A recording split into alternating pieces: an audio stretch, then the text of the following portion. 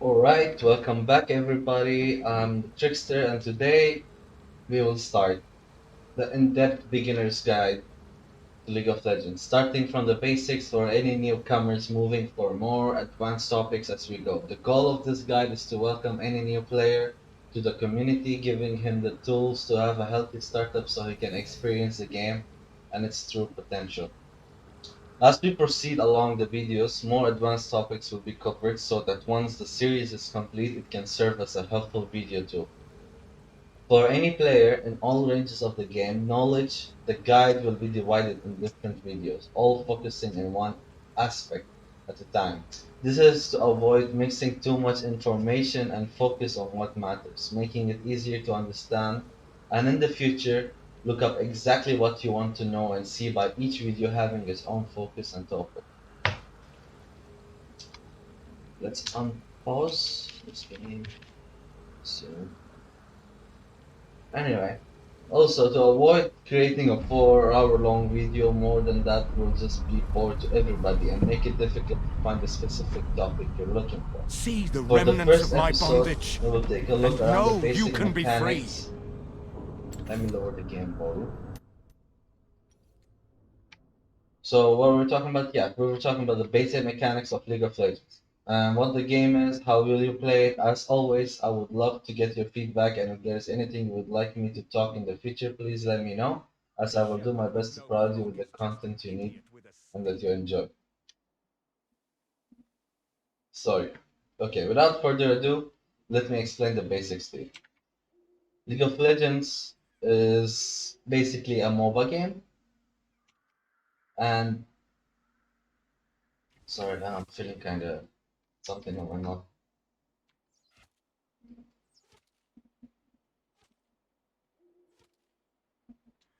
Okay. I just drank water. Okay.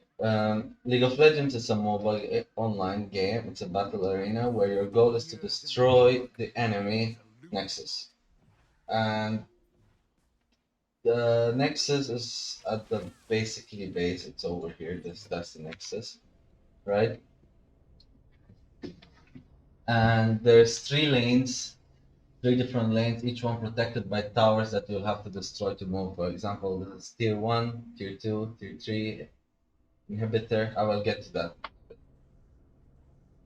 The top lane, this is the top lane, the middle lane, and the bot lane. Okay, guys? Each of them have different towers, and at the end of each lane, there will be a structure called inhibitor. So there are those small stone-shaped things. And they are located within the base. There are three inhibitors on the map per team, and each specific to one of the three lanes. They do not attack, and they just have 4000 HP, 20 armor, and no magic resistance at all. Inhibitors take only 85%. Inhibitors takes only 85% damage from champions. And they also have a natural health regeneration. So if you do not finish off an inhibitor, it might be back at full health. By the time that you come back, when the inhibitor is destroyed, it will cause your Nexus to spawn super minions in the lane. That the inhibitor was destroyed and applying immense lane pressure, and in addition, minions spawn while the inhibitor is destroyed. I will show you what a super minion is in a bit. Alright? No more kings, no more queens, Alright. no more And seekers.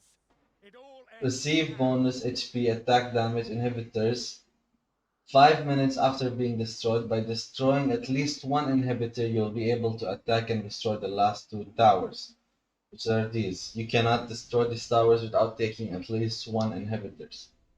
These towers, like I said, they cannot be attacked. The Nexus cannot be attacked without destroying at least a single inhibitor. So at least one of your lanes have to be pushed all the way to take the inhibitor, and of course with the help of your minions you'll be able to destroy these two towers and the Nexus. So okay, we remember the inhibitor needs to be destroyed and stay destroyed for us to attack the last tower and destroy the enemy Nexus. To win the game, you will play in a 5-man team in which each player has a different role to play. The standard rules are as follows: solo top lane, solo mid lane, and duo bot lane, and the jungle. Bot lane AD carry No more and bot lane throwing, no support. more Selecting your touching. role should be one of the first things you should focus on, as playing each one of them completely changes your experience. They are played very differently from each other and even sharing the same goal, winning the game.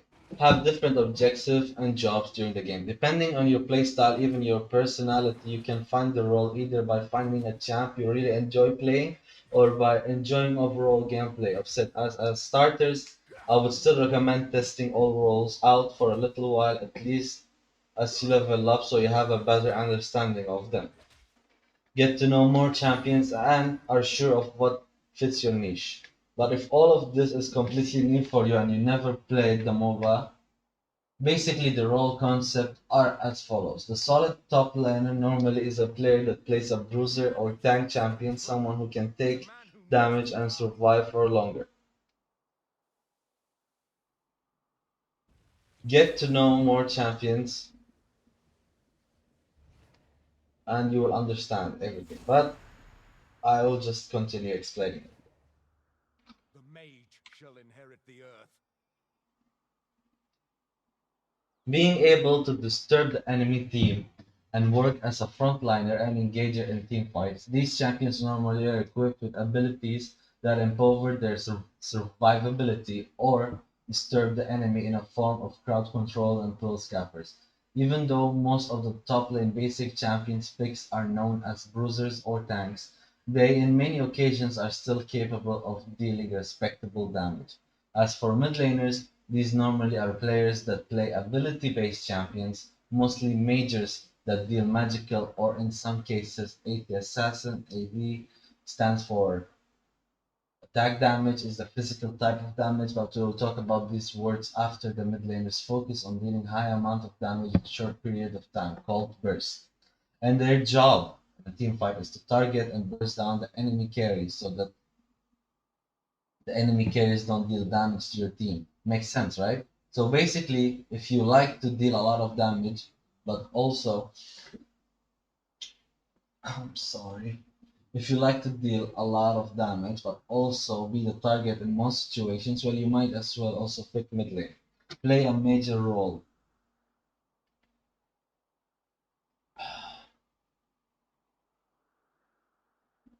I'm sorry, I lost where I was. We were talking about mid lane, right? Okay, we were talking about mid lane. So next are junglers, which is my main, which is I will be Kings making a need full guide things on not that done. later because it's easier to explain. Like, but I will keep it simple here. The jungler doesn't lane like the other four. Instead, he gets his golden experience from neutral camps, which are Time for these red grandeur. buffs. This is the red buff. This is the raptors. You know, wolves, blue buff. Why is that? Why is my PC doing that? Anyway, there are six camps on each team side, two of them being buff camps, which is the blue and the red buff, which was here, Time for the kings to battle. and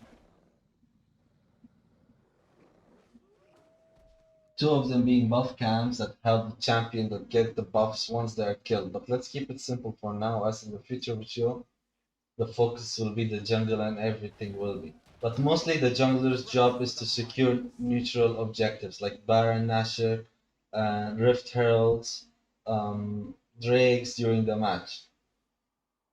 Tip the balance of the teammate laners in his favor by yanking those lanes. Ganking happens when the jungler comes to a friendly lane to attack the enemy laner with They've his got to teammate in order to get but let advantage loose. either by getting a kill, dealing damage, or burning the enemy abilities, or forcing them out of the lane. All of this makes the jungle actually a pretty advanced role to be played correctly and to master. but also one of the most impactful in the game. Then we have the AD carry, also known as ADC or marksman. These players focus on high physical damage champions that scale throughout the game, ending up as the highest dealers per second in the team. Okay, yes, they are known as the highest damage dealers per second in the team, also known the highest DPS damage per second. These champions normally, like the majors, are very fragile but are the key element to dealing damage to the enemy team. So you can win the fights. They focus mostly on farming in the early game so that they can get the level and items needed to help their, as normally without items and level they are pretty leg lasting champions. But in late game, they are the main target in team fights as they alone may kill everybody if not taken care of. The last rule, but not less important, is the support. As the name suggests, they support the team. They stay in the lane with the ADC, but instead of farming, they gain gold by using support specific items. Depending on the support type, the item changes. Their main goal is to protect their teammates and help them win fights. With defensive abilities like shields, heals, or even stat bonuses, or utility based abilities like slow stuns or knockbacks.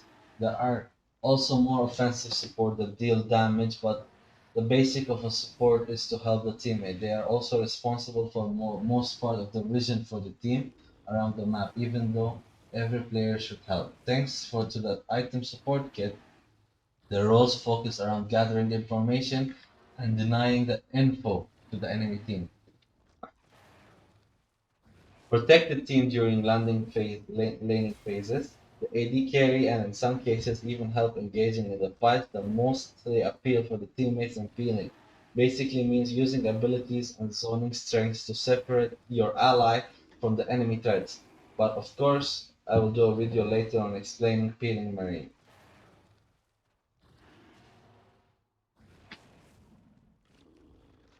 When the game starts, each team sponsors in the fountain located at the end of their base. From there, they will buy their starting item and move to their lanes or jungle. And for the most part of the game, they will stay on those lanes. Last, hearing the enemy minions, also known as farming to experience to level up and gold to buy stronger items. Okay. The killing blow to the enemy minion XP is always important. By being close to the minion, but gold you only gain by last hitting it, by killing it in this same game progress. Objectives like rifts, dragons, and located in the river that divides both sides will be contested between teams as they offer buffs and utility to the team defeating them. As the game progresses, Leaves should be able to destroy their first tower of their lane. Remember, the goal is to move forward in the lane to reach the enemy nexus and to destroy it.